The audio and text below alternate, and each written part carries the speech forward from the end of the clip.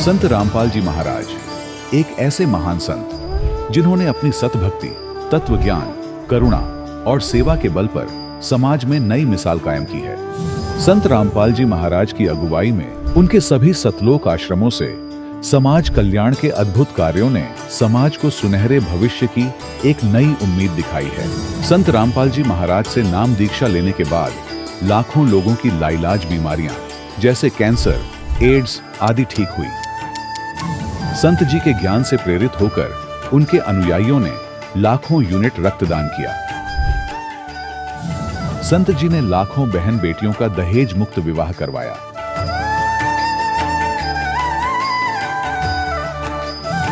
संत जी ने लाखों लोगों का नशा छुड़वाया, करोड़ों उजड़े परिवार बसे। संत जी के आश्रमों में समागम के दौरान निःशुल्क नेत्र चिकित्सा, दंत चिकित्सा प्रदान की जाती है। संत रामपाल जी महाराज द्वारा समय समय पर पर्यावरण संरक्षण के उद्देश्य से बड़े स्तर पर वृक्षारोपण किया जाता है। संत जी ने जरूरतमंदों को तत्काल राहत पहुंचाने के लिए एम्बुलेंस सेवा शुरू की। संत जी अपने अनुयायियों को देहदान के लिए प्रेरित करते हैं, जिससे मानवता की सेवा और चिकित्सा क्षेत्र में सुधार हो सके। संत रामपाल जी महाराज के सभी आश्रमों में हर रोज निःशुल्क भंडारा आयोजित किया जाता है, जहां हर वर्ग, हर जाति और हर धर्म के लोग एक साथ बैठकर भोजन करते हैं।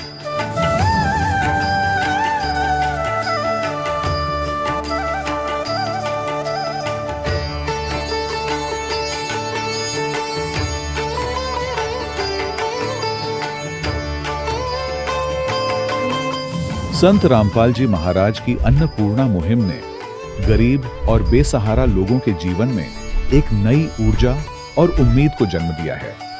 घर घर खाद्य सामग्री और जरूरी मदद पहुंचाकर संत रामपाल जी महाराज ने लोगों को दुख और मजबूरी से लड़ने की ताकत प्रदान की है।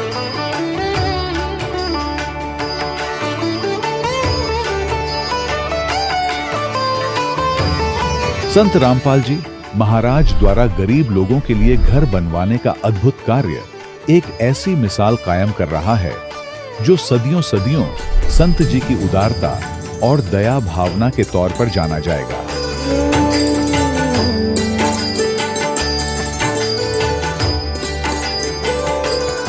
संत रामपाल जी महाराज के आश्रम में हजारों बुजुर्गों को सम्मान और प्यार के साथ जीवन जीने का अवसर मिलता है। उनके खाने, रहने और स्वास्थ्य की पूरी जिम्मेदारी संत रामपाल जी महाराज उठाते हैं। अनाथ बच्चों के लिए संत रामपाल जी महाराज के सभी आश्रम किसी वरदान से कम नहीं। यहाँ उन्हें शिक्षा, संस्कार और भविष्य के लिए बेहतर अवसर प्रदान किए जाते हैं। चाहे बाढ़ हो, भूकंप या महामारी, संत रामपाल जी महाराज और उनके अनुयायी हमेशा ही जरूरतमंदों के लिए सबसे आगे खड़े रहते हैं। कोविड महामारी के दौरान संत रामपाल जी महाराज के आश्रमों से करोड़ों लोगों के लिए भोजन, दवाइयां और जीवन रक्षक सामग्रियां उपलब्ध कराई गई। चाहे गरीब की मदद हो या किसी शोषित और पीड़ित वर्ग के हक और सम्मान की लड़ाई, संत रामपाल जी महाराज ने हमेशा ही उनकी दबी आवाज को सरकारों तक पहुंचाया है और उन्हें उचित न्याय दिलवाने में अहम भूमिका अदा की है। समाज में आध्यात्मिक और सामाजिक मूल्यों के प्रति जागरूकता लाने में संत रामपाल जी महाराज हर कदम पर मानवता के सच्चे सेवक साबित हुए हैं। संत रामपाल जी महाराज का जीवन हमें सिखाता है कि सच्ची सेवा वही है जो निस्वार्थ भाव से की जाए। आइए हम भी इस महान सेवा के कार्य में इस महान संत से जुड़ें और संत रामपाल जी महाराज से नाम दीक्षा लेकर अपने जीवन को धन्य बनाएं।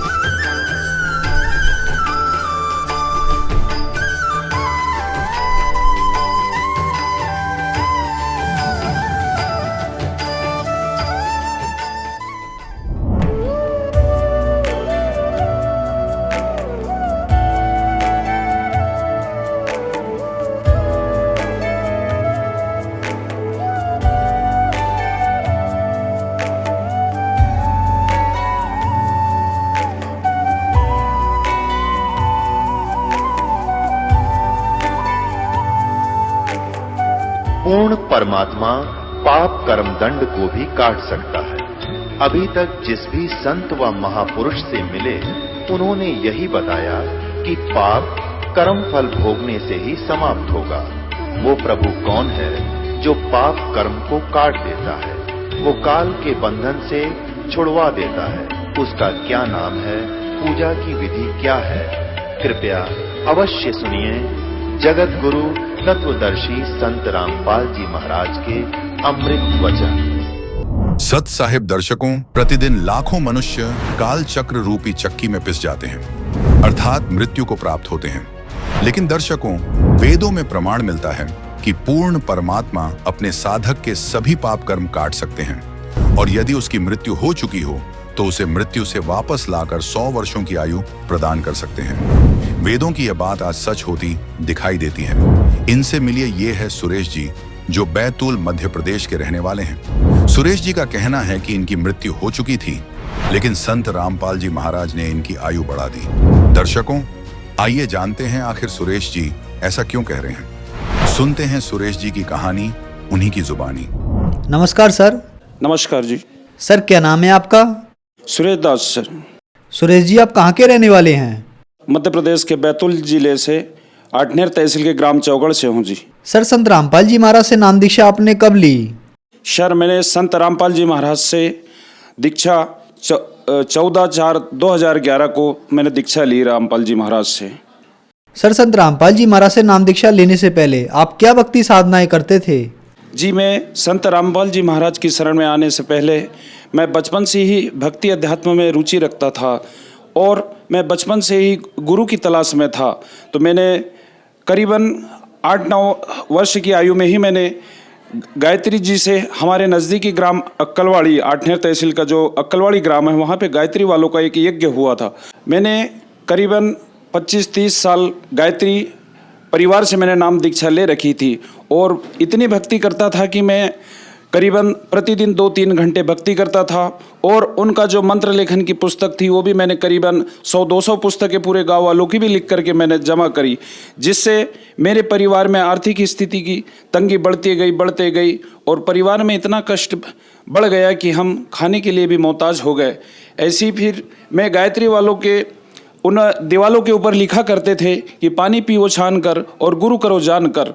जब मैंने ये वाणी पढ़ी तो मैंने कहा, हे मालिक आप कहाँ हो कि मेरे को ऐसा गुरु मिल जाए कि भाई जो सच्चा गुरु हो। तो ऐसे ही गायत्री जी से मैंने नाम ले रखा, भाई हो सके यही हो। 30 साल के अंदर घर में आर्थिक कलह बहुत ही बढ़ता गया और जिससे परिवार की आर्थिक स्थिति खराब होते चली गई और हमें कोई लाभ नहीं मिला। सर आप 25 साल से गायत्री परिवार से जुड़े हुए थे, उस भक्ति साधना से आपको कोई लाभ नहीं मिला, आपकी आर्थिक स्थिति बहुत ज़्यादा खराब हो गई। तो फिर संत रामपाल जी महाराज की जानकारी आपको कहाँ से मिली? हमारे गांव में ही एक राजू भगत जी नाम के थे, जो हम पहले से ही 5वीं क्लास से साथ में पढ़ते आ रहे थे और 2011 में मैं होशंगाबाद ज़िले में प्राइवेट नौकरी करता था। और ऐसे ही एक बार मैं गाँव आया तो भगत जी बोले कि भाई आप भगत जी आप हरियाणा चलो। बोले परमात्मा आए हैं। अब उनने बोला कि भाई मुझे लगा कि परमात्मा आए। मैंने कहा भाई परमात्मा तो इस मृत्यु लोक में आते ही नहीं है, वो तो कुछ और जगह रहते हैं, यहाँ मृत्यु लोक में परमात्मा कहाँ आएंगे? बोले नहीं भाई परमात्मा आए हैं बोले। मैंने कहा ठीक है भाई। तो मैंने कहा वहाँ की आप कोई बुक या सीडी वगैरह है क्या आपके पास? तो भगत जी बोले कि हाँ मेरे पास बुक है। तो उनने मेरे को एक सचखंड का संदेश नामक एक पुस्तक दी और मैंने कहा भगत जी आपके पास कोई सीडी वगैरह भी है क्या? तो उनने मेरे को सृष्टि उत्पत्ति की एक सीडी दी। अब जैसे ही मैं उसी दिन मेरे को अपनी ड्यूटी पर जाना था तो भगत जी मैंने बस के अंदर जब वो पुस्तक खोली सचखंड का संदेश, अब उस पुस्तक के 1 या 2 पन्ने पढ़े, भगत जी मेरे रोंगटे खड़े हो गए और मैं वैसे ही मेरी आत्मा में एकदम से कटारे चढ़ गए। मैंने कहा जो चीज़ मैं खोज रहा था, जो कि मेरे को 30 साल गायत्री परिवार में रहते हुए भी मेरे को नहीं मिला। और जैसे मैंने उसके एक सचखंड का संदेश नामक पुस्तक थी जो संत रामपाल जी महाराज द्वारा लिखित हुई थी, मुझे वो 2011 में संत रामपाल जी महाराज जी के शिष्य द्वारा मुझे प्राप्त हुई। और वह पुस्तक पढ़ने के बाद मुझे यह लगा मेरी आत्मा को कि यह सही संत है, नाम लेना चाहिए। और मैं उन भगत जी के साथ संत रामपाल जी महाराज के आश्रम सतलोक आश्रम गया और जैसे ही वहाँ गया मुझे लगा कि मैं तो यहाँ कभी पहले आया हुआ था, ऐसी कुछ आत्मा को मुझे लगा। और मैं गया और मैंने 14/4/2011 को संत रामपाल जी महाराज जी से नाम दीक्षा लिए। तो क्या सर संत रामपाल जी महाराज से नाम दीक्षा लेने के बाद आपको कुछ लाभ भी प्राप्त हुए? जी, लाभ तो यदि मैं गिनाना चाहूँगा तो भगत जी काफ़ी लाभ हुए हैं, लेकिन मैं आपको कुछ मुख्य लाभ अवश्य गिनाना चाहूँगा। सबसे पहले तो हमारे सारे परिवार में लोग हम सभी भक्ति गायत्री जी की करते थे। मेरे घर में हमारी माता जी जो थी उनके अंदर एक प्रेत बाधा वास किया करती थी। जब भी गांव के अंदर कोई आरती भजन या कोई ऐसा सत्संग वगैरह जस वगैरह होता था तो हमारी मम्मी घर में नाचने कूदने लग जाती थी और बाल बिखेर लेती थी और हमारे पापा जी बहुत नाराज़ होते थे। वो बोलते थे आप ये क्या कर रहे हो, ये क्या कर रहे हो। हमारे पापा जी ने उनको बहुत बार तांत्रिकों के पास भी ले गया।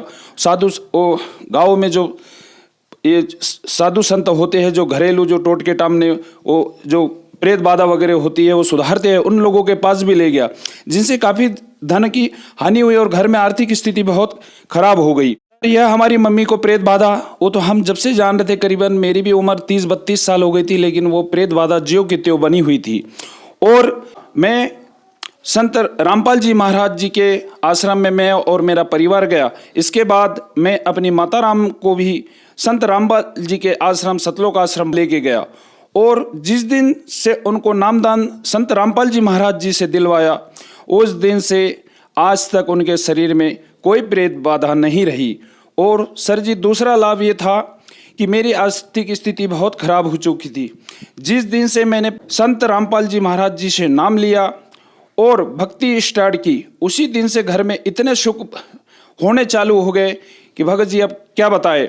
सबसे पहला तो जैसे ही मैंने नाम लिया संत रामपाल जी महाराज से, सबसे पहले मालिक ने मेरा मकान बनवाया और इसके बाद मेरा छोटा मोटा सा दुकान किराने का काम स्टार्ट हो गया। इसके जरिए मालिक की दया से, संत रामपाल जी की दया से मेरा गल्ले का बिजनेस छोटा मोटा चालू हो गया। इसके बाद अभी पिछले साल ही मैंने परमात्मा की दया से एक नया ट्रैक्टर खरीद लिया। संत रामपाल जी महाराज जी ने इतने सुख दे दिए कि मैं कभी अपनी ज़िंदगी में सोच भी नहीं सकता था। आज मेरे गांव वाले भी आठनेर तहसील के जो चौकड़ ग्राम हैं वो भी लोग तारीफ करते हैं कि भाई आप लोग उतना हमारे इतना मेहनत भी नहीं करते हो, ये नहीं करते हो और आपकी बरकत ही बरकत हो रही है। बोले आप ये क्या हो रहा है। मैंने कहा भाई हमने संत रामपाल जी महाराज से दीक्षा ले रखी है और वो परमात्मा सच्चिदानंद घन ब्रह्म की भक्ति बताते हैं और उनकी भक्ति से हमको लाभ मिल रहा है। एक बार क्या हुआ कि मैं अपने खेत पे गया हुआ था और हमारे खेत के ऊपर 10-15 पेड़ चिरौंजी के दाने के पेड़ लगे हुए हैं। तो घर में वो चिरौंजी पकी हुई थी। भगत जी मैं पेड़ के ऊपर चढ़ा तो मुझे सुबह से ऐसा एहसास हो रहा था कि मैं कहीं गिर न जाऊं। तो मैंने अपनी कमर के अंदर भगत जी रस्सी या अपनी वो चराट बोलते हैं हम, जो गाड़ी बैल कसते हैं उससे, तो उससे अपनी कमर बांध ली और पेड़ के ऊपर चढ़ के मैं पेड़ की कटाई भी करी और वो चिरौंजी भी तोड़नी चाहिए। अब जैसे मैं नीचे उतरने को हो रहा मैंने रस्सी खोल दी, ऐसी मेरे को जो ऊपर से पटका तो भगत जी मैं नीचे गिर गया और मुझे ऐसा लगा कि मेरी रीढ़ की हड्डी सीधे कंधे के पीछे से बाहर निकल गई। उतने में रामपाल जी महाराज जी ने दर्शन दिए और संत रामपाल जी महाराज ने कहा बेटा सतनाम का जाप करो, तुरंत जाप करो। गुरुजी तुरंत आए वहाँ पे रामपाल जी महाराज और उन्होंने कहा कि सतनाम का जाप करो। मैंने जाप किया, मेरे को 15-20 मिनट के अंदर होश आ गया। देखा तो गुरुजी वहाँ नहीं थे। अब वहाँ से जैसे ही मैं गया और परतवाड़ा महाराष्ट्र के अंदर एक उबाड़ा हॉस्पिटल है, वहाँ पर जब मुझे ले गया इलाज के लिए तो जैसे ही मुझे बेहोश किया और मैंने डॉक्टरों से कह रखा था कि भाई मैं ये जो मेरा हाथ आप देख रहे हो जो थोड़ी रीढ़ की हड्डी थोड़ी फ्रैक्चर दिखाई दे रही होगी, इसका इलाज करवाने के लिए गया हुआ था महाराष्ट्र उबाड़ा हॉस्पिटल में। तो उनसे मैंने कहा कि डॉक्टर साहब आप मेरे को पूरी तरीके से बेहोश करिएगा, मैं वैसे आपको सीधा नहीं करने दूंगा। उन्होंने कहा कि ठीक है भाई साहब आपको पूरी तरीके से हम सुन्न करेंगे। अब जैसे उनने मेरे को सुन किया, ये जो मैं नज़ारा देख रहा था ये नज़ारा मेरी आंखों से ये पर्दा हट गया और संत रामपाल जी महाराज एकदम से मेरी आँख बंद हुई और मुझे अंधेरा सा लगा और रामपाल जी महाराज एकदम से ऊपर से इतने स्पीड में आए तेजो शरीर के साथ, बोले चल बेटा मैं तेरे को दिखा के लाऊं ऊपर से स्वर्ग लोक और भी अन्य लोग। तो मैंने मैंने कहा देखो गुरुजी आए, जय बोलो बंदी छोड़ की, देखो गुरुजी आए, जय बोलो बंदी छोड़ की। सारे हॉस्पिटल के डॉक्टर और नर्स कहने लगे भाई हमारे जीजा श्री गए होते जो हरम में निवास करते हैं वहीं महाराष्ट्र से, उनको साथ में लेके गए थे। तो उनसे वो डॉक्टर नर्स पूछे भाई बोले क्या ये मेंटल है क्या, बोले इनको होश नहीं होने के बाद भी ये चिल्ला रहे हैं, बोले देखो भाई जय हो बंदी छोड़ की। बोले ये बंदी छोड़ क्या है, बोले तो जो हमारे जीजा जी थे वो मेरे को बाद में बता रहे थे कि बोले वो उनके गुरु संत रामपाल जी महाराज है और वो उनकी जय कार्य लगा रहे हैं। तो डॉक्टर बोले अच्छा, बोले हम तो मान रहे थे बोले कि ये मेंटल है। अब गुरुजी मेरे को लेके गए, अब जैसे ऊपर जा रहे थे तो यहाँ से मुझे सारा स्वर्ग लोक बैठे ही संत रामपाल जी महाराज ने दिखा दिया, देख ले बेटा ये सारा ऊपर का नज़ारा। अब जब मैंने देखा तो इतनी झिलमिल एक ऐसे यहाँ से डायरेक्ट सीढ़ी मुझे सीधी सीढ़ी दिख रही थी। अब वो सीढ़ी इतनी तेजोमय थी कि सोने और चांदी की जैसे उसमें से चमक निकल रही थी। अब गुरुजी बोले बेटा चलो, गुरुजी ने मेरे एक तरफ बाह पकड़ी और बोले बेटा चलो मैं आपको घुमा। अब जो वो सीढ़ी थी 5 या 6 फीट चौड़ी थी भगत जी, उसके दोनों तरफ यम के दूत खड़े थे हर 5-5 फीट के ऊपर। अब जैसे वहां से संत रामपाल जी महाराज ऊपर लेके जा रहे थे तो सीढ़ी के ओर पैर नहीं लग रहे थे और जैसे जैसे आगे बढ़ रहे थे यम के दूत मुझे मारने के लिए झपट रहे थे और उस समय मैं गुरुजी से चिपक रहा था। तो गुरुजी कह रहे थे संत रामपाल जी महाराज कि बेटा आप नाम जाप करो, ये आपके ऊपर अटैक नहीं करेंगे। जैसे ही मैंने नाम जाप चालू किया वैसे वो झपट तो रहे थे लेकिन मार नहीं रहे थे।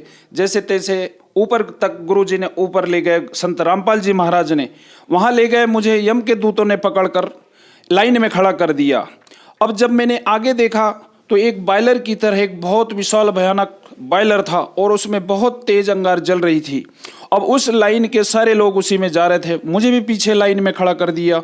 अब मैं आगे देखूं तो मेरा दिल घबरा रहा था और संत रामपाल जी महाराज जी हाथ बांधकर साइड में मेरे खड़े हो गए थे और बीच में दोनों साइड मेरी तरफ से यम के दूत लगे हुए थे और गुरुजी मेरी तरफ देख रहे थे और संत रामपाल जी महाराज हंस रहे थे। और मैं धीरे धीरे जब आगे बढ़ी वो लाइन, सब एक एक करके वो जा रहे थे, उस अंगार के अंदर जल रहे थे और जो जिन लोगों ने भक्ति नहीं कर रही थी उस वो बॉयलर के अंदर जा रहे थे और जीव पुकार रहे थे और मुझे भी उसी लाइन में लगा रखा था। जब मेरी बारी आई और जैसे ही मुझे यम के दूत धकेलने लगे, गुरुजी ने मुझे बाह पकड़ के बाहर खींच लिया उस लाइन से और बोले बेटा आप सतनाम का जाप करना था, जो मैंने आपको मंत्र दिया था।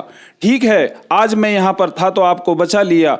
देखो ये लोग कैसे जा रहे हैं जिनने भक्ति नहीं करी, देखो कितनी इनकी दुर्दशा हो रही है। बेटा ये आपको दिखाने के लिए मैंने यहाँ लाया है। और गुरुजी ने मुझे वहाँ से संत रामपाल जी महाराज ने मेरी बाह पकड़ के बाहर निकाल लिया और बोले बेटा ऐसे विषम परिस्थिति में जो मैंने नाम दिया है आपको उसका जाप करना चाहिए। संत रामपाल जी महाराज ने मुझे ऊपर ले गए, सारे लोग दिखा के मुझे वापस शरीर में छोड़ दिया और कहा कि बेटा नाम का सुमरन किया करो, और नहीं तो अगर मैं उस दिन नाम गुरुजी से दीक्षा अगर लिए नहीं होता तो यम के दूत मेरे प्राण उस दिन हर लिए जाते थे।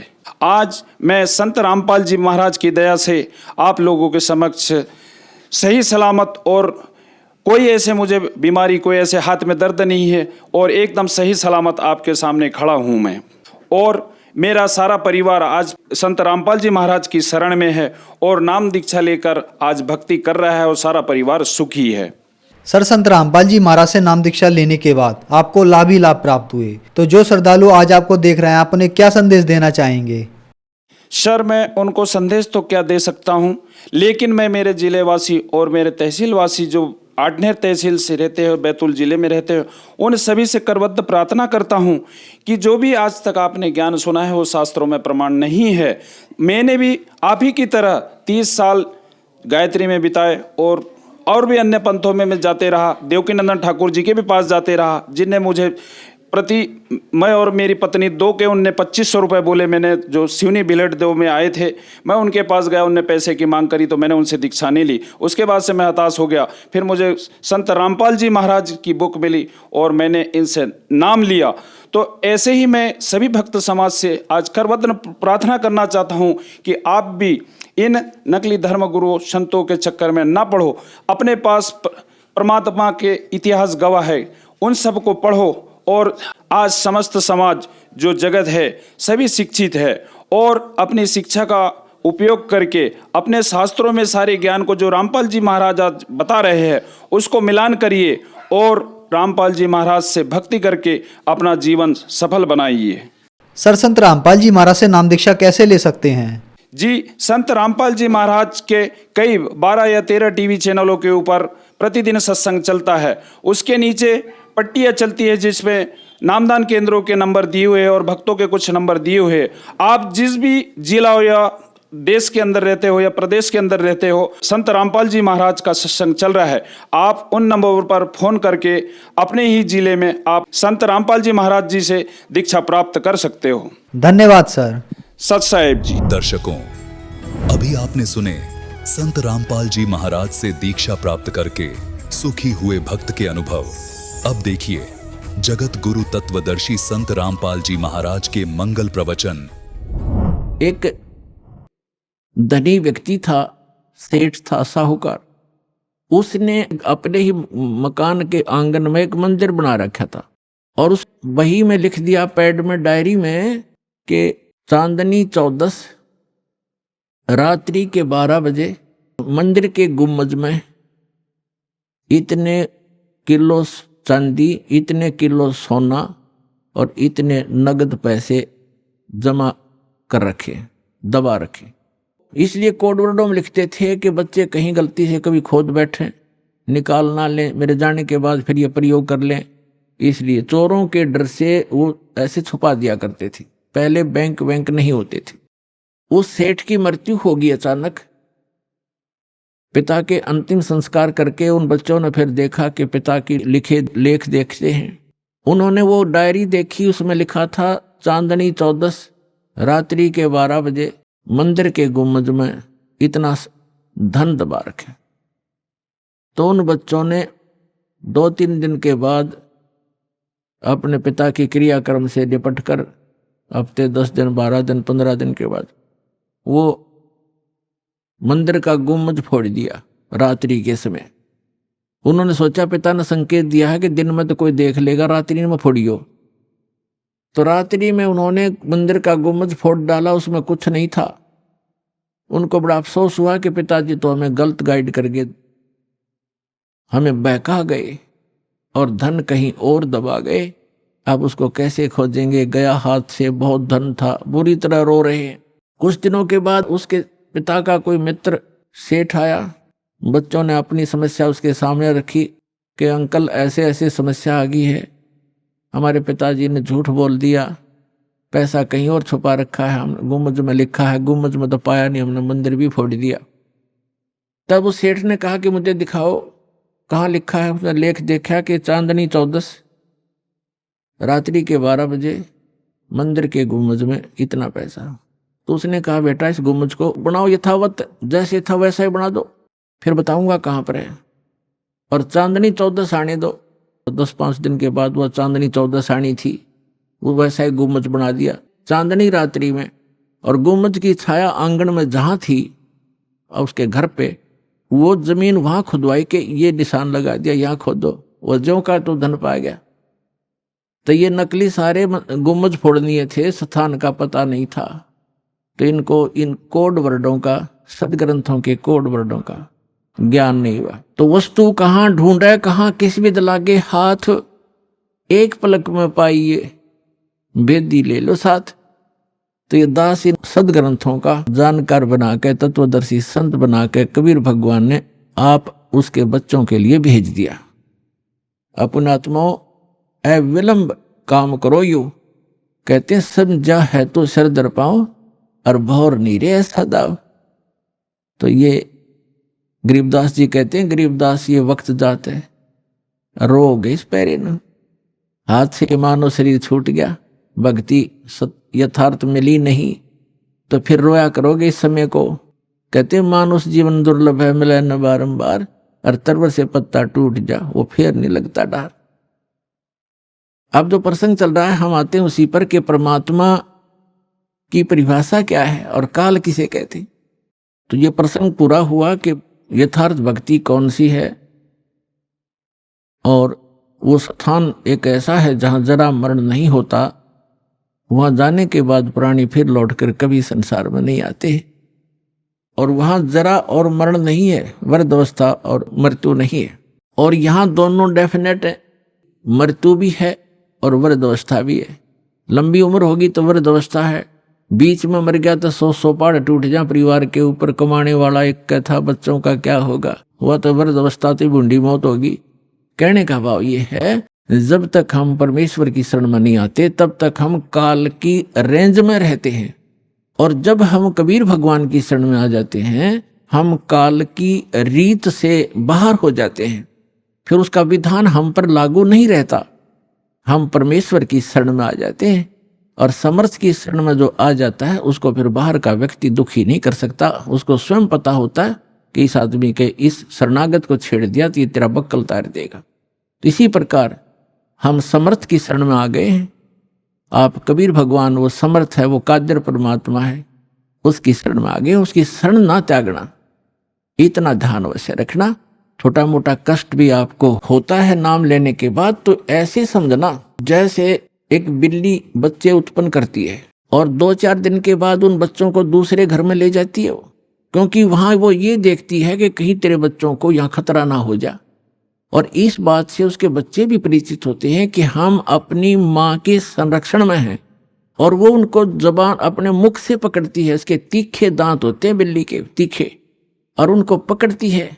और बच्चों को पीड़ा भी होती है, वो ऐसे सुकड़ जाते हैं, ऐसे लटक जाते हैं, और महसूस होता है कि इनको दांतों का दर्द भी है, लेकिन बोलते कति नहीं, चुपचाप रहते हैं, उस पीड़ा को सहन करते रहते हैं, क्योंकि उनको पता है कि हम अपनी माँ के साथ हैं। ये थोड़ा बहुत कष्ट भी है तो हमारा जीवन रक्षक है, रक्षा हो रही है, तो उसको उठाकर वो दूसरे सुरक्षित स्थान पर अन्य मकान में ले जाती है, सबको बारी बारी वहां पहुंचा देती है। कुछ दिनों के बाद वहां देखती है कि यहाँ भी समस्या है, तो तीसरे मकान में कहीं और ले जाएगी। और वो बिल्कुल नहीं बोलते, क्योंकि उनको पीड़ा भी हो रही है, लेकिन उनको विश्वास है कि माँ के मुख में हम भले ही पीड़ा हो रही है लेकिन हमारी जीवन रक्षा हो रही है। इसी प्रकार कबीर भगवान की शरण में आने के उपरांत आपको छोटा मोटा कष्ट भी है तो ना जाने आपका कौन सा पहाड़ जैसा दुख टल रहा है, ये विश्वास रखना, विचलित ना होना।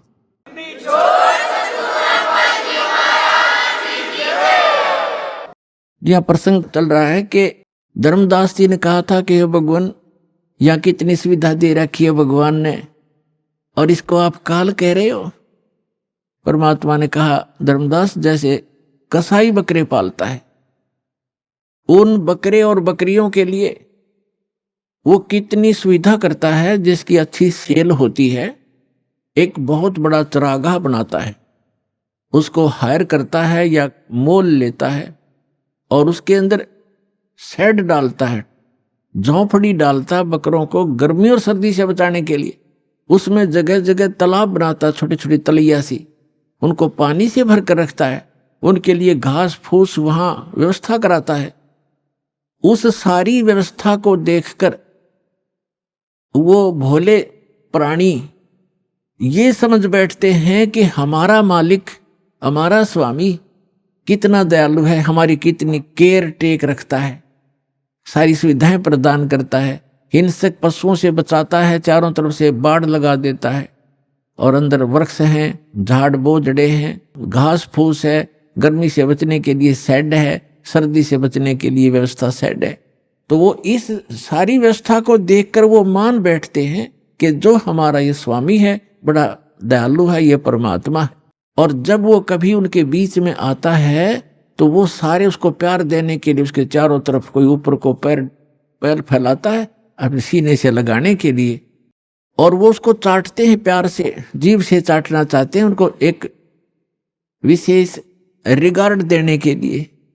वो तो चाट रहे हैं जीभ से, और वो कसाई देख रहा है से हाथ लगा के, और वो खुश होते हैं कि हमारा मालिक हमसे प्यार कर रहा है। वो देख रहा है कि ये कितना मांस हो गया, कितने का बिकेगा, और वो सोच रहे हैं मुझे हमें प्यार कर रहा है। तो पुण्यात्माओं, परमात्मा कहते हैं कि जिस समय उस कसाई को 5-10 बकरों की आवश्यकता पड़ती है, बकरियों की, तो उस समय वो ये नहीं देखता ये किसकी माँ है, किसका बेटा है। एक परिवार के 3-3 इकट्ठे भी आ सकते हैं, उन्हें तो मोटे मोटे छांट के और वो निकाल लेने जो अच्छे मांस युक्त हो गए, घनी बिक्री होगी। तो उस समय उन बकरों को भी पता होता है, उनके अंदर करड़ा ऐसे भागते ही इधर उधर दौड़ जाते, उनको मालूम है कि कहीं इनको खतरे के स्थान पर ले जा रहा है, इतना उनकी आत्मा में आभास होता है। तो कहने का भाव ये है कि इसी प्रकार जो यहाँ की सुविधाएं आप देख रहे हो धर्मदास, परमात्मा कह रहे हैं कबीर भगवान, इन सुविधाओं को देखकर तो ऐसा लगता है जैसे बड़ा दयालु भगवान है, और उस समय तुम्हारी बुद्धि पर पत्थर गिर जाते हैं। किसी का बेटा मर गया, किसी की बेटी मर गई, एक परिवार के 3-3, 4-4 सदस्य मर जाते हैं। यहाँ एक बता रहे थे, कोई सरसा से सत्संग सुनकर जा था, गाड़ी के अंदर 16 सदस्य थे एक का परिवार के, बूढ़ा घर रह गया था, 16 के 16 एक्सीडेंट में मर गए। बताओ पुण्यात्मा, और उनकी कार और कोठियां और बड़े सारी व्यवस्थाएं थी, कुल नाश हो गया उसका। तो कहने का भाव ये है कि उस समय बुद्धि कहाँ जाती है आपकी, ये सुविधाएं किसने दे रखी थी, ये फिर क्यों छीन लिया 1 मिनट में। तो इसको काल कहते हैं, और जो केवल सुख दे उसको दयाल कहते हैं, उसको परमात्मा कहते हैं।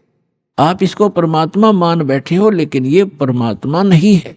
यहाँ तो दुख के अतिरिक्त आपको कुछ मिलता ही नहीं, चाहे कितना ही आपको सुखी व्यक्ति नजर आता है इस झूठे सुख से युक्त, चाहे कोई मंत्री है, प्रधानमंत्री है, या कितना ही बड़ा सेठ है, और कैसी आपने उसकी सुविधा नजर आती है। गरीब आदमी तो सोचा ये कार कोठी वाले घने सुखी होंगे, या फिर ये अफसर हैं, कर्मचारी अधिकारी हैं, ये बड़े सुखी होंगे। सुख नाम की वस्तु नहीं यहाँ पर इस गंदे लोक में, सबके टेंशन ग्रस्त रहती हैं, सारा दिन ऊपर से दिखे चौपड़े और अंदर तो इनके खराब हो रहे हैं खोपड़े, किसी ने देख लेते।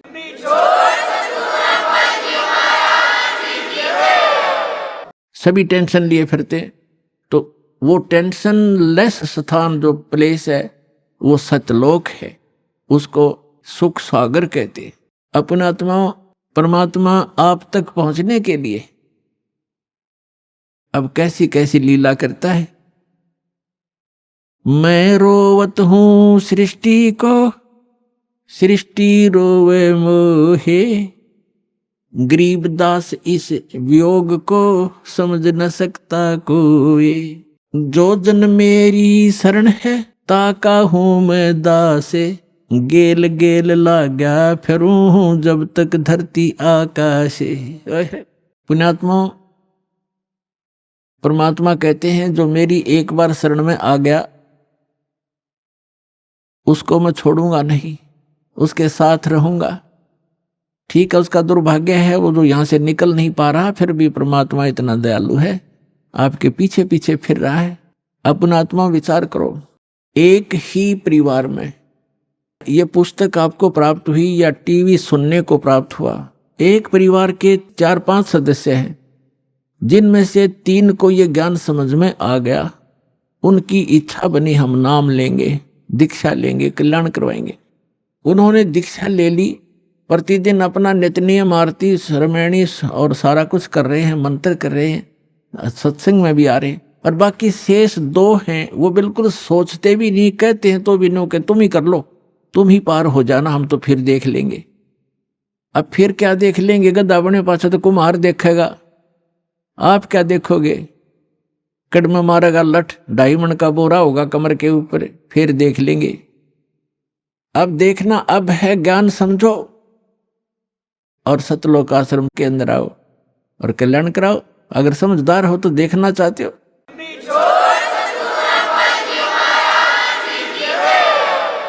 अब वो क्यों नहीं आते? जैसे कल का सत्संग जो था सुबह का, उसमें ये था कि 2 प्रकार से मानव शरीर प्राप्त होता है। एक तो पिछले पुण्यकर्मों के आधार से मानव शरीर लगातार 2, 4, 10, 50, 100 भी हो सकते, ज्यादा भी हो सकते, लेकिन वो पूंजी समाप्त हो जाएगी, फिर 84 लाख योनियों में जाना ही पड़ेगा यदि उस मनुष्य जीवन के दौरान आपको तत्वदर्शी संत नहीं मिला। 2 प्रकार से मानव शरीर प्राप्त होता है।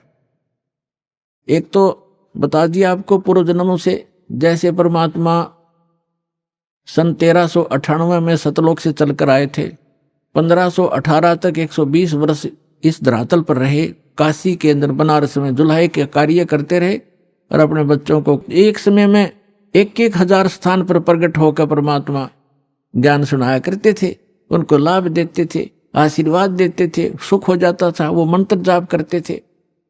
64 लाख शेष हो गए थे उस दानक के, दुलाए के, एक गरीब झोंपड़ी में बैठे व्यक्ति के 64 लाख शेष। इतना सुख दिया था परमात्मा ने।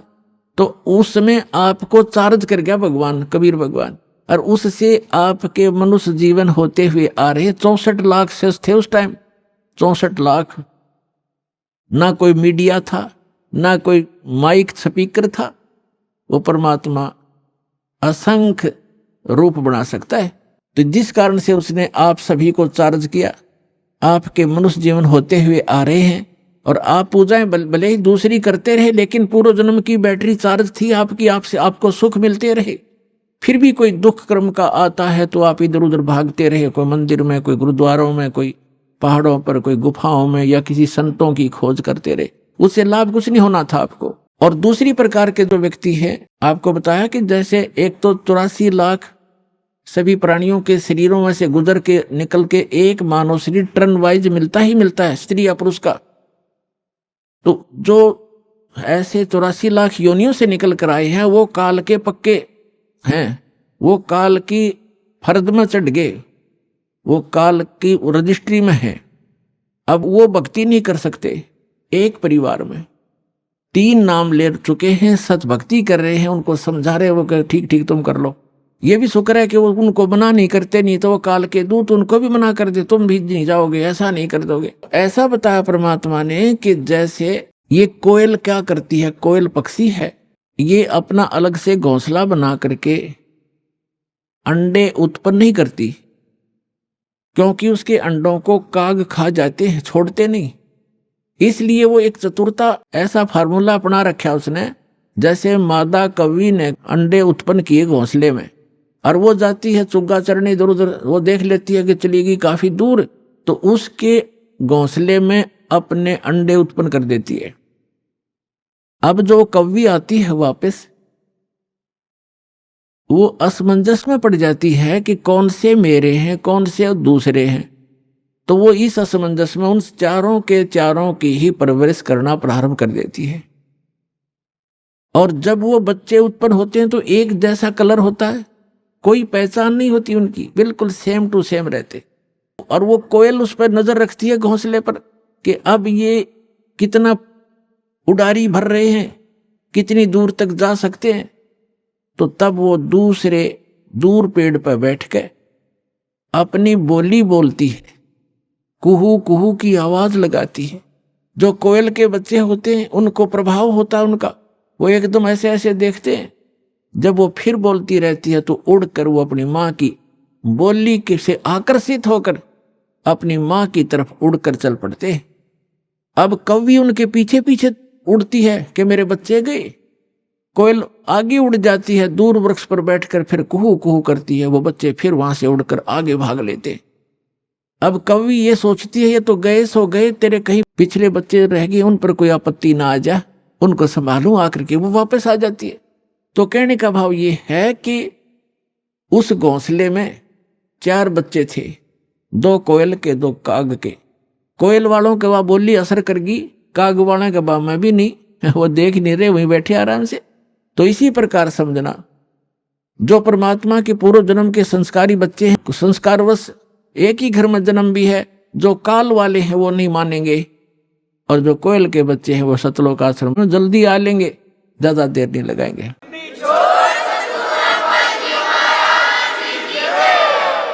यानी जो परमात्मा के बच्चे हैं, पूर्व जन्म के संस्कारी हैं, वो शीघ्र आ जाएंगे।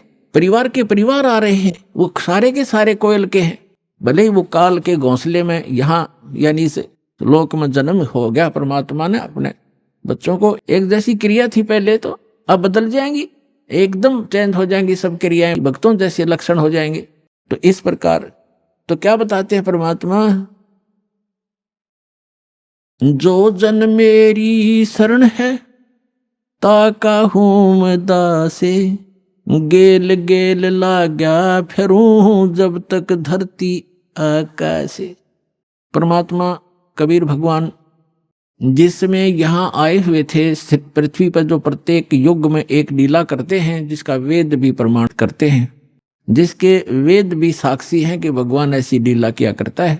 तो उस लीला में जो दूसरे टाइप की लीला है परमात्मा की, शिशु रूप धारण करके प्रत्येक युग में प्रकट होते हैं और कमल के फूल के ऊपर, कमल का फूल तो जल पर ही होता है, अंडरस्टूड है कि वो नारायण होते हैं। नार माने जल, आयन माने उस पर आकर विराजमान होने वाले नारायण कहलाते हैं। तो परमात्मा कबीर साहब यानी अमर पुरुष, सत्य पुरुष, आदि पुरुष जिसको कहते हैं, परम अक्षर ब्रह्म, वो ये लीला करता ही करता है। उस लीला को करने के लिए सन 1398 में संवत 1455 ज्येष्ठ सुदी पूर्णमासी को वो परमात्मा सतलोक से चलकर आए थे और काशी शहर के बाहर एक तालाब में, सरोवर में विकसित कमल के फूल के ऊपर एक नवजात शिशु का रूप धारण करके विराजमान हुए थे, जैसा कि वो प्रत्येक युग में करते। उसमें नीरू नीमा नाम के मुसलमान जुलाहा थे, वो उठा कर ले गए। वही नीरू नीमा उसी जन्म में ब्राह्मण और ब्राह्मणी थे। गौरी शंकर नाम था नीरू का और सरस्वती नाम था नीमा का। मुसलमानों ने जबरदस्ती उनको मुसलमान बना दिया गया था। पहले वो शिव भगवान के पुजारी थे, शिव जी की कथा करके अपना निर्वाह किया करते थे और फिर वो सब सुविधा समाप्त हो जाने से वो जुलाहे का कार्य करने लगे थे और लगभग 20, 30, 40 वर्ष उनको हो गया था वो क्रिया करते, वो जुलाहा प्रसिद्ध हो गए थे। तब परमात्मा उनको शिशु रूप में मिले थे, धीरे धीरे बड़े हुए और उन्होंने कोई अन्न आहार नहीं किया। बालकपन में कुंवारी गाय का दूध पिया कबीर भगवान ने, कुंवारी गाय ने दूध दिया और परमात्मा दूध पिया करते थे। ऐसे लीला करते ही और वो ऐसे ही की है उन्होंने, ऐसा भगवान किया ही करता है। तो जब वो बड़े हुए 5 वर्ष की आयु में ही 104 वर्ष के विद्वान पुरुष स्वामी रामानंद ब्राह्मण पंडित, जो वेदों और गीता और पुराणों के मर्मज्ञ माने जाते थे, उसके ज्ञान में छक्के छुड़ा दिए। उस 104 साल के महात्मा ने जब परमात्मा को देखा, सब ज्ञान सुना, चरणों में शीश रखकर कहा था कि मैं भक्त मुक्त हुआ और भरम कर्म भया नाश और गरीब दास निज ब्रह्म तुम होगा दृढ़ विश्वास। सतलोक में जाकर देखा रामानंद जी ने और फिर वापस देखा तो वही बालक सामने बैठा है, वही अनंत कोट ब्रह्मांड के कंट्रोलर के सिंहासन पर बैठा था। तब कहा था, दोहू ठौर है एक तू भया एक से दो और गरीब दास हम कारणे आए हो। मगर आप तो हमारे लिए आए हो और आप वहां भी आप हो और यहां भी आप हो। ऐसी लीला परमात्मा कर रहे थे। और फिर क्या बताए हैं कि उस समय धीरे धीरे बड़े हुए, बड़े बड़े विद्वानों के छक्के छुड़ा दिए। लेकिन हमारी आदत है, हम सत्य को स्वीकार करना बहुत ही कम चाहते हैं। जैसे हमारे धर्मगुरु थे, वो संस्कृत के ज्ञाता थे, ब्राह्मण ऋषि मंडलेश्वर, और आम जनता संस्कृत भाषा नहीं पढ़ती थी, केवल ब्राह्मणों को ही शिक्षा ग्रहण करने का अधिकार था। और वो संस्कृत भाषा तो पढ़ लेते थे लेकिन ग्रंथ समझ में उनके आए नहीं। और परमात्मा 600 वर्ष पहले कहा करते थे कि आप गलत गाइड कर रहे हो इस जनता को, आप वेदों और गीता और पुराणों से भी परिचित नहीं हो। अब धर्मदास जी को जो परमेश्वर ने बताया, स्वामी रामानंद जी को लेकर गए थे, ऐसे आदरणीय धर्मदास साहिब जी को भी परमात्मा सतलोक लेकर गए थे, अपना निज स्थान दिखाया था जहां आप रहा करते थे।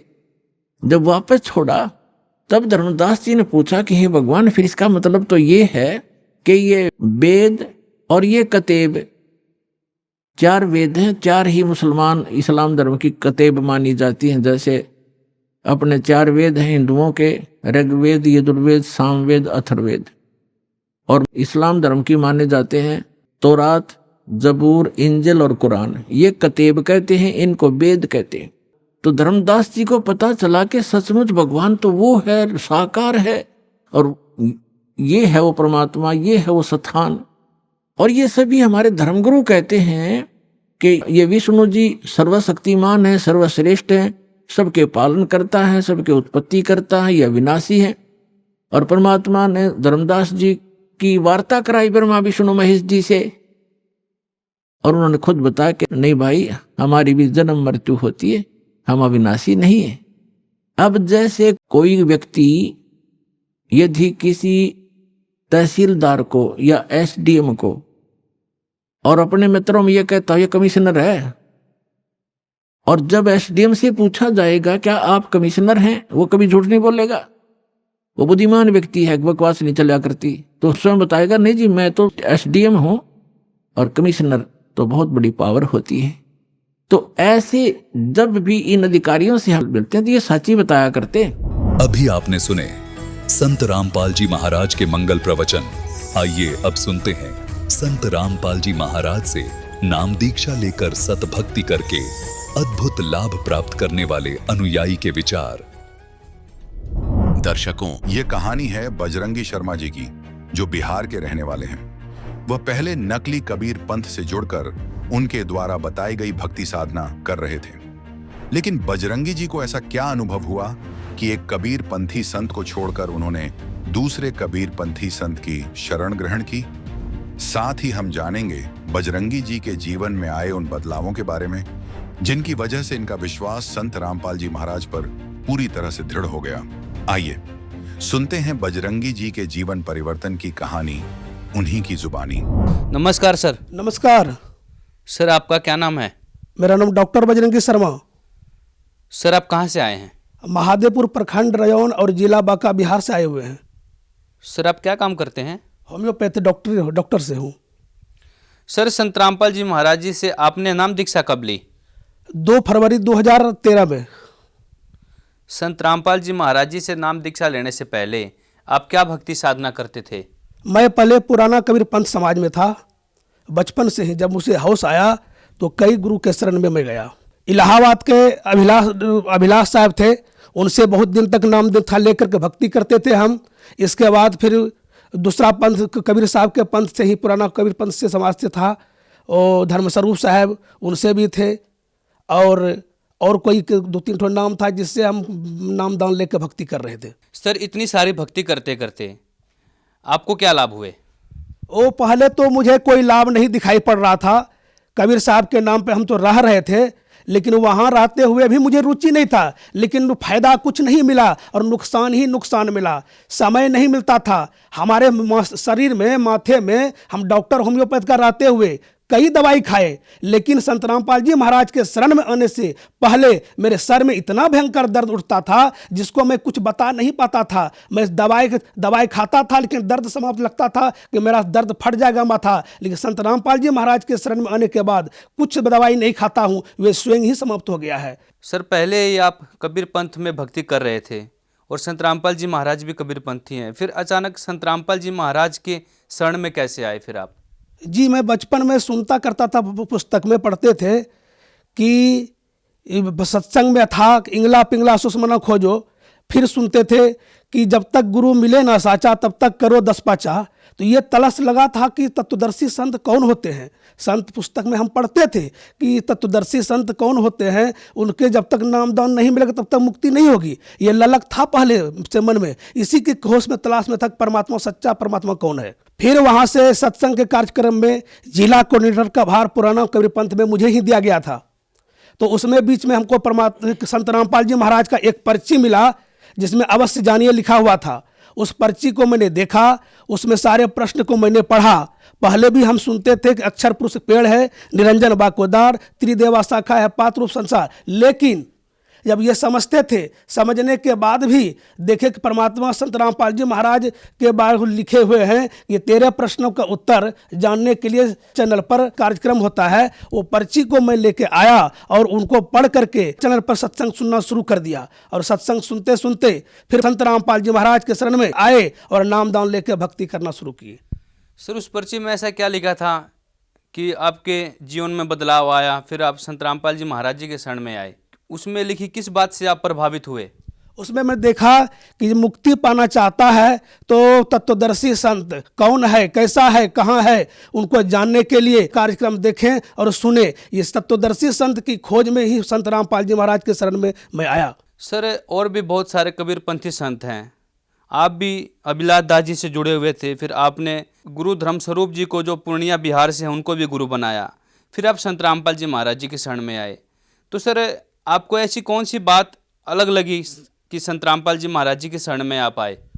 जी, वहाँ मैंने देखा कबीर साहब का तो नाम लिया करते थे, लेकिन अपने आप में सारी समस्या होती थी, अपने का आरती उतारते थे और सब कहते थे कि मैं ही ब्रह्म हूँ। इसी को जब खोजते थे, जब अब मैं ही ब्रह्म हूँ, तो कबीर परमात्मा जो आकर के संसार में ज्ञान फैलाया, तो कबीर साहब कौन थे? इनकी ज्ञान हम संतुष्टि नहीं हो पाते थे, जिसके चलते यही खोज थी कि ये कहते कि मैं ही गुरु हूँ, मैं ही सबको, सब ही ब्रह्म ही जीव है। तो ये मन में तड़क लगी हुई थी कि हकीकत में क्या है। इसके तड़क के चलते जब देखे, मैंने सत्संग में सुने, संत रामपाल जी महाराज ने टीवी पर साफ साफ वेद पुराण सब में दिखा दिया कि देखो संसार में परमात्मा कौन है। इसलिए जब मैंने देख करके संतुष्ट हो गया, तब परमात्मा संत रामपाल जी महाराज के शरण में मैं आया। सर, संत रामपाल जी महाराज जी से जो भी श्रद्धालु जुड़ते हैं उन्हें कोई ना कोई लाभ अवश्य होते हैं। आपको क्या लाभ हुए सर? जी बहुत सारे लाभ हुए। जब से मैं संत रामपाल जी महाराज के शरण में आया, कोई ऐसा दिन नहीं होगा जिस दास को नहीं फायदा हुआ होगा।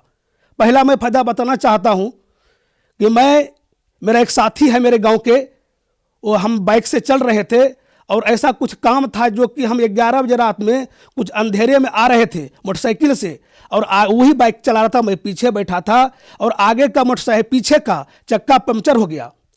और वो बोला कि अब तो पंक्चर हो गया, और रोड़ा जो था रोड में नई रोड थी जिसमें कि अब डबल लोडिंग चल नहीं सकता, लेकिन उन्होंने कहा अब चलने का नहीं। तो मैंने मन ही मन संत रामपाल जी महाराज का नाम सुमरन किया कि परमात्मा दया करना इस दास पर, ये अब मैं चल रहा हूँ तो अब कैसे जाऊँगा, अंधेरी रात है, कोई कुछ न कुछ रात में जाना, तो 10-15 किलोमीटर दूरी पर हम थे।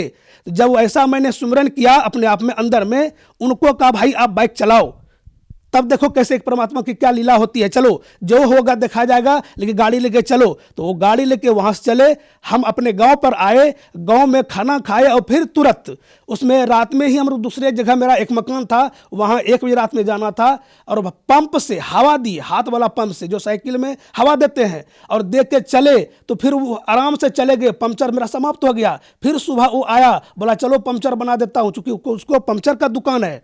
जब वो देखा तो बोला नहीं, पंचर आपके दुकान गाड़ी में नहीं है। उस दिन मुझे समझ में आ गया कि डबल लोडिंग और पंचर पीछे का चक्का है। 10-15 किलोमीटर में चला और पंचर नहीं रहा। वो पंचर कौन बना सकता है? वही परमात्मा जिसके शरण में मैं गया हूं। ऐसे चमत्कार तो कई बार हो चुका है। इस दास का 2013 में जा रहा था, एक मेला था बौसी में, उसके बीच में ऑटो पर हम बैठे हुए थे, पीछे से एक ट्रक वाला धक्का मारा। जिस साइड में मैं बैठा था मुझे पहले समाप्त हो जाना चाहिए था, लेकिन मुझे कुछ नहीं हुआ। मैं मन ही मन सुमरन का, हे बंदी छोड़ परमात्मा। मेरे मुंह से आवाज नहीं निकली और मुझे लगा कोई जैसे गेंद से लोक लिया हो। हम बैठे रह गए गाड़ी पर, गाड़ी पूरा चकनाचूर हो गया, सीट तक ऊपर तक सब चूर होकर खत्म हो गया, लेकिन इस दास को कुछ नहीं हुआ। उस दिन समझ में आएगा परमात्मा संत रामपाल जी महाराज ने की दया से मेरी जीवन रक्षा हुई, मुझे प्राण रक्षा मिला, नहीं तो आज इस दास ये रहता जीवन में नहीं। इसलिए ऐसे दास को रोज करिश्मा मिलता है, और जो चाहता हूं वो सारे करिश्मा हमेशा मिला करते हैं। किसी प्रकार की दुख नहीं है। पहले भी मैं साधना करता था, पुराने कबीर पंथ में था, और फिर संत रामपाल जी महाराज के शरण में आए। इनकी दया से आज किसी भी प्रकार की कमी नहीं है। जो चाहता हूं सो सारा पूरा होता है। तो ऐसे तो मैं बताना चाहूंगा तो समय बीतता ही जाएगा, लेकिन समाप्त होने वाला नहीं है।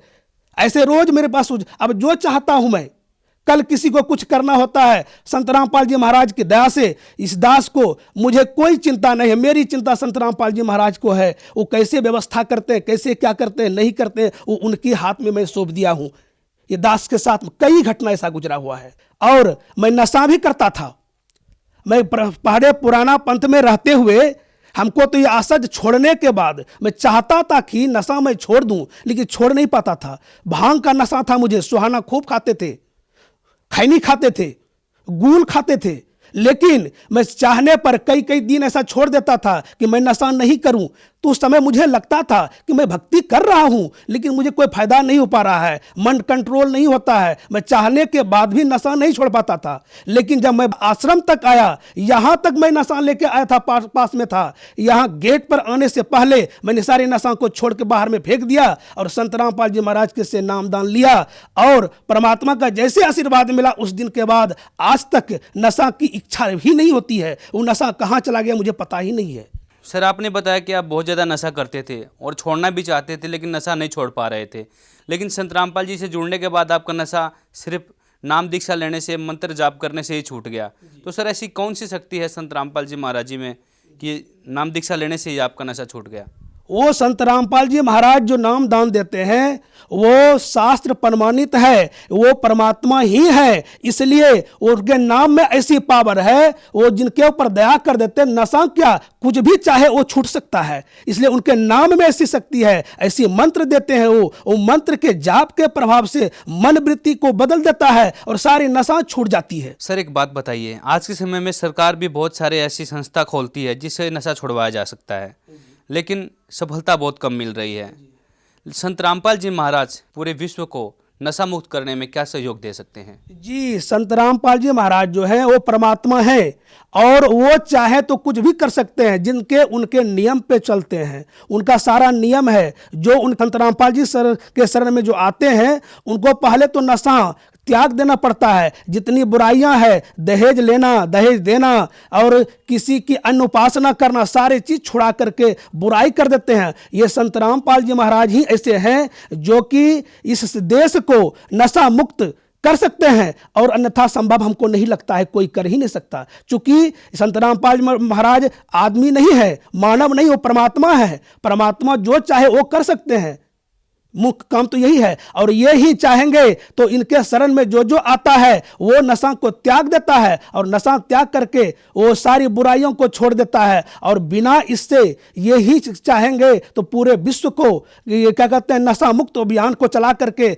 नशा मतलब समाप्त कर सकता है और सरकार नहीं कर सकती। ये दास, ये बजरंगी शर्मा, बजरंगी दास आपके सामने प्रमाण है कि ये नशा चाहने के बाद भी नहीं छोड़ सकते थे, लेकिन संत रामपाल जी महाराज के शरण में आए और विश्व के सभी कोई आकर के नाम दान लेकर ही इसको नशा को छोड़ सकता है। जिस प्रकार ये दास अभी प्रमाण है, हमने प्रमाण करके मुझे पता चल गया कि नहीं, कि जब हम पहले चाहने के बाद नहीं छोड़ सकते थे, लेकिन इनके शरण में जो मैं आया, इनकी कृपा से, इनकी जाप से ये मेरा नशा का लत मेरा समाप्त हो चुका। और ये मैं चाहता हूं कि पूरे विश्व इनके शरण में आकर के नाम दान लेकर भक्ति कर सकता है तो उनका नशा सारा छूट सकता है, उनका उजड़ा हुआ परिवार बच सकता है। मैं देखता हूं समाज में सारा बिखरा हुआ है, समाज किसी का पत्नी में प्रेम नहीं है, नशा पी करके परेशान कर देता है समाज वाले को, घर वाले को। लेकिन उनसे जो मुक्त होना चाहते हैं वो संत रामपाल जी महाराज के चरण में आकर के उनसे नाम दान लेकर के उनसे भक्ति करें, तभी से कल्याण हो सकता है, अन्यथा संभव नहीं है। सर आज के समय में संत रामपाल जी महाराज की लोकप्रियता दिन प्रतिदिन बढ़ रही है, उनसे श्रद्धालु जुड़ रहे हैं, तो सर इसके पीछे क्या कारण है? इसलिए लोकप्रियता बढ़ते जा रहा है कि उनसे नामदान लेकर लोगों को फायदा होते जा रहा है, नशा छूट रहा है, उनकी लाइलाज बीमारी है, भयंकर से भयंकर, कैंसर से कैंसर बीमारी, एड्स की बीमारी, लाखों प्रमाण है पूरे विश्व में जो उनसे छूटते जा रहा है। इसलिए लोकप्रियता लोग देख करके, अब समाज पढ़ा लिखा है, मूर्ख नहीं है, तो जो देखता है, जो समझता है, शास्त्रों में प्रमाणित देख लेता है कि वेद में, पुराण में, गीता में, बाइबिल में सारे प्रमाण दिए हुए हैं कि संसार में कबीर साहब भगवान है, ये सनातन धर्म, ये मुख्य भक्ति है, इस भक्ति को करनी चाहिए। इसलिए लोग देख करके मिलाते हैं और तुरंत संत रामपाल जी महाराज के शरण में आ रहे हैं और संख्या बढ़ते जा रहा है। इसलिए तो मैं सबसे प्रार्थना करूंगा कि विलंब ना करें, ये लोकप्रियता देखते बढ़ते इसलिए जा रहा है, समझिए और अपना भी कल्याण कराइए। सर जो श्रद्धालु आपको देख रहे हैं, आप उन्हें क्या संदेश देना चाहेंगे? जी, मैं पुराने कबीरपंथ समाज को और जो इस चैनल को देख रहे हैं उनको मैं प्रार्थना करता हूं कि आप नकली पंथ को छोड़ दीजिए। मैंने करके देख लिया और आकर के अपना जीवन कल्याण करवाना चाहते हैं तो चैनलों पर जो प्रोग्राम चलता है, जो आप लोग देख रहे हैं, नीचे पट्टी आती है, उन पर मोबाइल नंबर लिखा हुआ है आश्रम का, उस पर नंबर लगा करके और बात करके अपने क्षेत्र में जो नामदान स्थल है उनका पता करके नामदान स्थल पर जा करके और नामदान लेकर अपना कल्याण करावें। बहुत बहुत धन्यवाद सर। सत साहेब।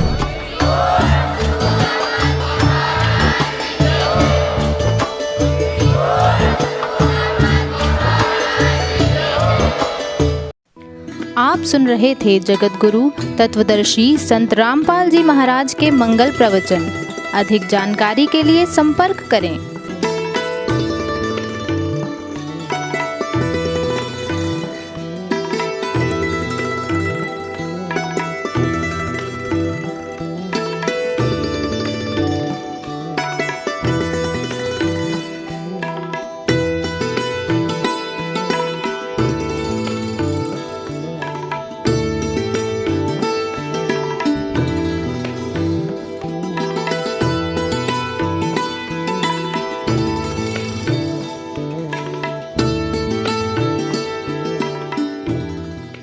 जगत गुरु तत्वदर्शी संत रामपाल जी महाराज जी के पावन सानिध्य में भक्ति की अलख जगाने तथा श्रद्धालुओं को सत्य भक्ति मार्ग का रास्ता दिखाने हेतु कनाडा के लोकप्रिय channel the TV NRI channel पर जगत गुरु तत्वदर्शी संत रामपाल जी महाराज जी के मंगल प्रवचनों का प्रसारण प्रतिदिन सुबह 7:30 बजे से 8:30 बजे तक तथा रात्रि 7:30 बजे से 8:30 बजे तक किया जा रहा है। इस सत्य भक्ति मार्ग को अपनाने के लिए अधिक से अधिक सत्संग प्रसारण देखें। इस सत्संग प्रवचन का सीधा प्रसारण संत रामपाल जी महाराज लाइव सत्संग YouTube चैनल और जगत गुरु संत रामपाल जी महाराज Facebook पेज पर भी देख सकते हैं।